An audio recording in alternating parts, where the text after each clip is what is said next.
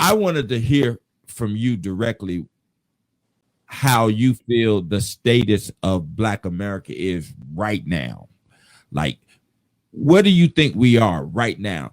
Intellectually, intellectually, mentally, and just our whole existence. Where do you think we are right now?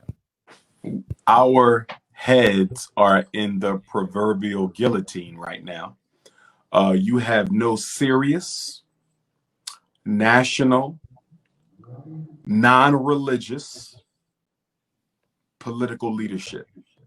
I'm not talking elected officials.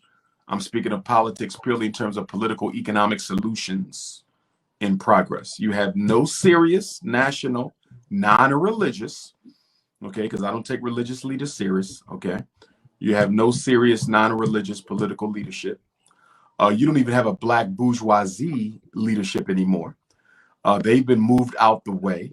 And part of that is due to the police genocide campaign that really intensified during the presidency of Barack Obama and carried over to the current presidency of Donald Trump, where a lot of Black cities disinvited, okay, your established Black leadership, the Al Sharptons, the Jesse Jacksons. They disinvited them from being a part of the protests because they've always been short on solutions, you see. And so the youth did away with the bourgeoisie leadership. And so the government, in place of that, has ushered in the entertainers and the athletes to be the new leaders and spokespersons for Black America, which I think is a very dangerous strategy. It's something that we need to pay attention to because our children are now, you know, emulating and falling in love with the very same people who are being paid to misrepresent their pain and their anger. You know, the athlete as a leader, the entertainer as a spokesperson, that's a very, very dangerous yet powerful setup, you know, because our children are so in love with their athletes and entertainers that they wouldn't dare, you know, evaluate them from a political perspective, which means it's our job to do that.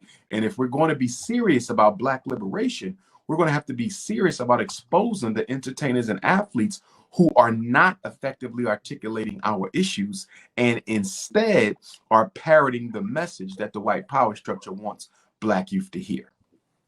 It's funny that you say that, Dr. Umar, because the whole genesis behind the BRI is I never wanted, don't get me wrong. I appreciate you being here and I consider you celebrity status for the BRI. Like you're a celebrity. But the BRI was totally about common folks.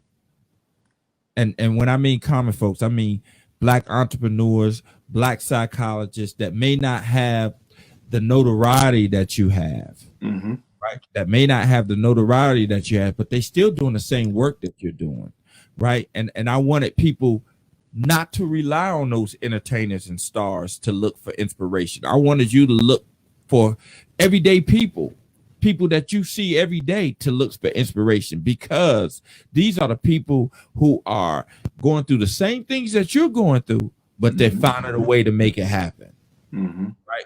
They're finding a way to make it happen. But I am never going to pass up the chance to interview someone like yourself because you've been in the trenches, not only in the trenches in the hood, but you've been in the trenches on the higher levels as well. And so it's like you're a messenger. You've been at that higher level and you can come back to me or us and be like, look, this is what's happening. This is what's happening. And what I like about your message is you tell us what's happening and then you tell us what we need to do. Right? It ain't just saying this is what's happening. This is what's happening. This is what's happening. You say, okay, yeah, this isn't happening, but this is what we need to do. Absolutely. And one of our problems as a people, we have to be honest. Most Black people don't want to be free, and they don't want to be free of white oppression. They want to be comfortable under white oppression. That when our young people protested, okay, when we go to vote, we're not voting for liberation because you don't have to vote to get liberated. Okay, you don't have to protest to get liberated. You have to organize to get liberated. You vote in protest because you want to participate. You want to participate in your oppressor's reality, but he's not letting you do it. You understand? So most of us are seeking entry into the white power structure. We're not trying to get out of it.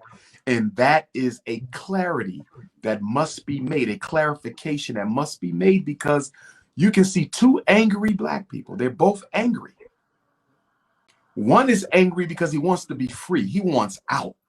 The other is angry because he wants in.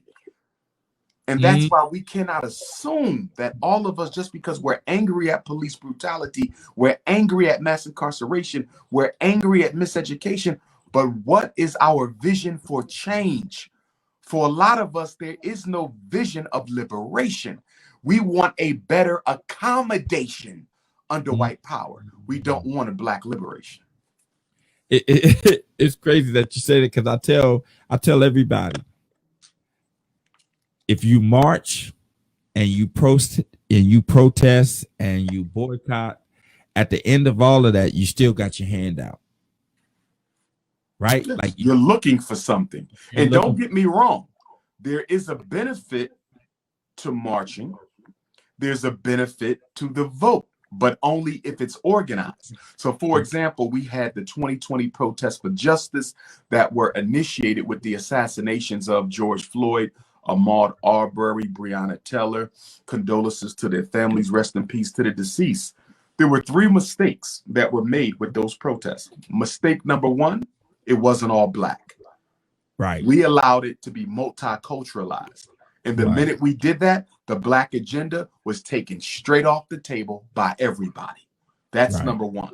Learn to march by yourself. We still haven't learned it because we're so insecure about being black and being accepted. Number two, there was no clearly identified leadership or spokespersons whose job was to articulate the black agenda. Who is the mouthpiece to the white power structure? We had no mouthpiece. So because there was no official mouthpiece, anybody was able to put their narrative on top of the protests and make it fly. The Democrats used the protests to basically get Joe Biden elected. They just exploited it for votes. Okay, different groups exploited it for their agenda. It was never about black people by the time it was over. And I'm disappointed in this because those protests were the most comprehensive, protracted protests we've seen in America since the Dr. King assassination protests of '68. 52 years. And the media had never put a light on the plight of Black America like they did a few months ago, and we totally wasted it. And the third mistake that we made was we did not project a platform of demands to the world. There was no platform. I have never seen a movement that doesn't have a 10-point platform, a 5-point platform, a 7-point platform. There was nobody articulating mass incarceration. Nobody was articulating miseducation. Nobody was even articulating what we wanted from the police genocide cases. Okay, nobody said we want the police to all be held accountable and charged with hate crime when they kill unarmed black people. That was never put out. So Nancy Pelosi remixed that into the so-called crime bill, which is actually a comic bill because it was laughable, the lack of accountability that was built into that bill for police who kill black people. We totally wasted it. We wasted it. The only thing worse than those protests was Barack Obama's presidency. Obama's presidency and the 2020 protests for justice are two of the greatest failures of Black America to respond in the moment to force their issues on the table. Okay, now you got to enlighten me on that. So what do you mean Barack's presidency? Enlighten me. Barack Obama fought for every minority group in America except black people. He hired record numbers of LBGTs to federal court benches. He hired a record number of LBGTs to general employment. He passed 3 laws for the LBGT. He passed laws for immigrants. He passed laws for women. Not one law, not a single law did he pass to protect black people. In 8 years, you can't give me one law that Obama passed to benefit black people. You know, I have and I'm gonna tell you, Dr. Umar, I have a different stance on that, and my stance on that is that I sort of look at Barack Obama the same way I look at Thurgood Marshall, right? I love Thurgood Marshall, but when he went to the Supreme Court, right, they sort of made him ineffective because he's one justice, right? Like he's just one justice. So when I look at Barack Obama, I didn't really look at him to do anything dynamic for Black America except two things. A lot of people don't understand that when you register to vote, you're also making yourself eligible for jury duty, right? Like you're making yourself eligible for, that's how the jury pool is decided by registered voters, right? And then the next thing is, before Barack Obama, I could not look my son in the face and be like, yo, you can be anything you want to be, right? Like, and so to me, it was symbolism. I don't think like the first of anything is gonna get everything right, but to me, it was symbolism. So, but when you look back and you say, well, he didn't pass no laws for black people, you're absolutely right. That's undeniable. You can't even deny that fact, right? That you can't deny it. But for me, it was just, I guess I fell into the hope factor, right? Like I think a lot of us did.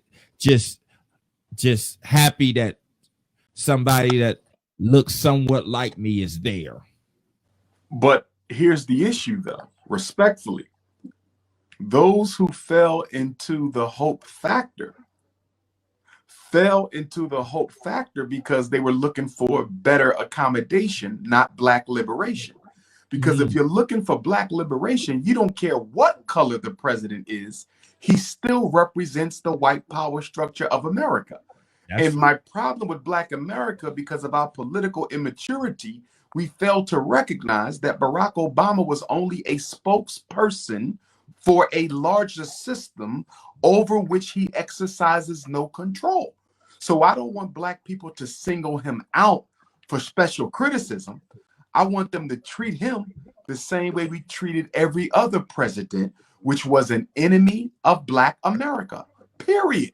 Barack Obama is no different than Abraham Lincoln, which happens to be his hero, by the way, which told me from the beginning he wasn't going to do anything for Black people. Anytime you have a white supremacist as your hero, a Black man has a racist as his hero, something's wrong with that, you see. But again, with Obama, if we really want Black liberation, why are we comfortable with symbols? People who want to be free don't care about no symbols. We want freedom, true justice, and not symbolism. So for Black people to say, well, my son, my daughter got a chance to see a Black family in the White House. We've had greater Black families than Michelle and Barack.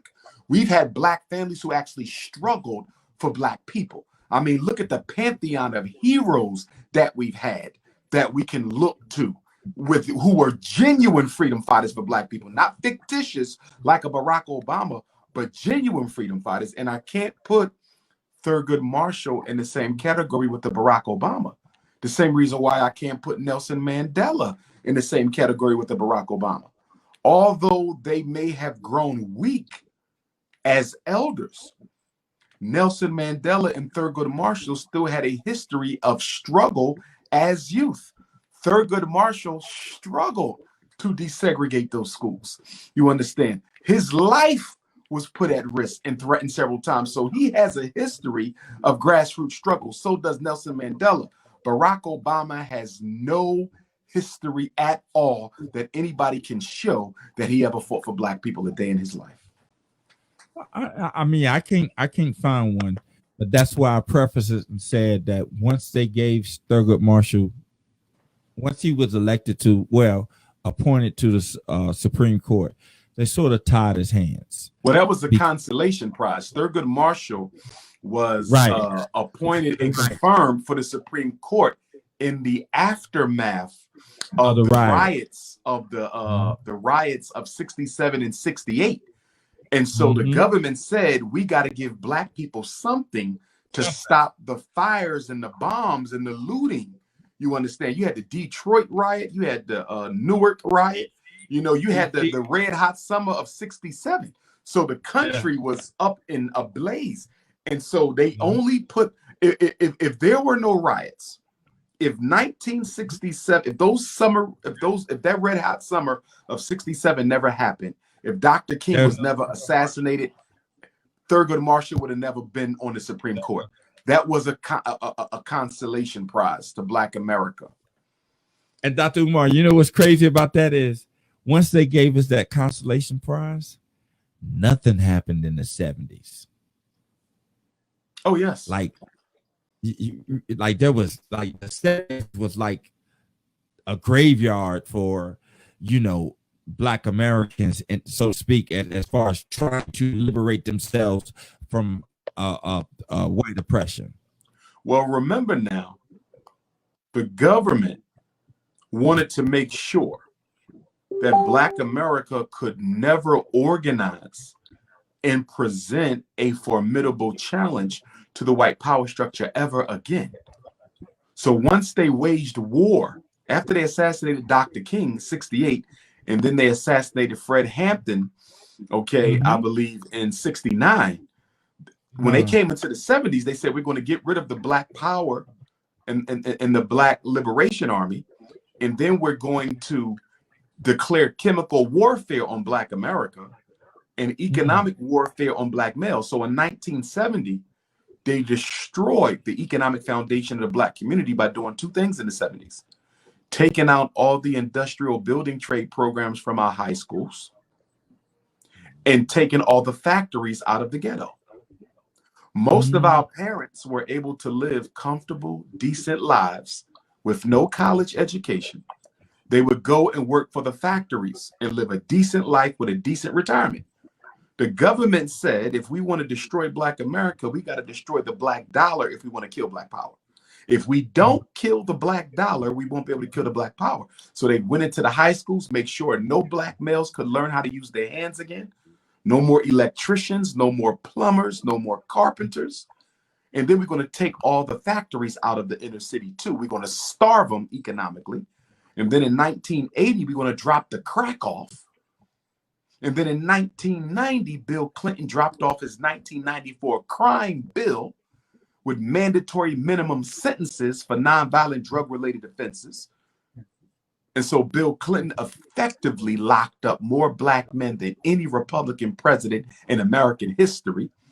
And then in the year 2000, George Bush hit us with the faith-based initiative, where he started funding Black churches with federal money.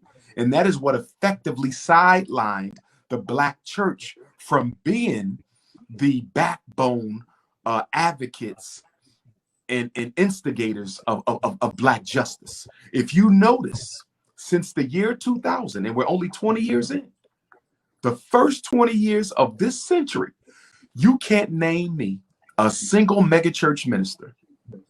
You can't name me a single megachurch minister on the national level who is involved in a serious struggle against mass incarceration, miseducation, gentrification, police genocide, or access to wealth. You can't name one. And that is the effect of George Bush's faith-based initiative. Your pastor is the new FBI. Wow. See, that's why I was salivating at the mouth to get you on here, bro.